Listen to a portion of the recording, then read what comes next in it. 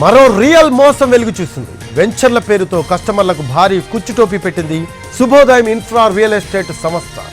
జనగామలోని కిలాసాపూర్ వద్ద భారీ ఎత్తున వెంచర్లు వేసి ఆకర్షణీయమైన ప్రకటనలతో ప్రజలను మభ్యపెట్టింది. జనం నుంచి భారీగా డబ్బు వసూలు చేశారు. సంస్థ యజమాని లక్ష్మీప్రసాద్ ప్రాజెక్టులో పెట్టుబడులు పెడితే పెద్ద మొత్తంలో రిటర్న్స్ ఇస్తామని మోసం చేసింది సంస్థ. 10 కోట్లకు పైగా డబ్బు వసూలు చేసి మోసానికి పాల్పడ్డాడు లక్ష్మీప్రసాద్. బాధితుల ఫిర్యాదుతో యజమానితో పాటు అకౌంటెంట్ వెంకట సత్యను అరెస్ట్ చేశారు సైబరాబాద్ పోలీసులు.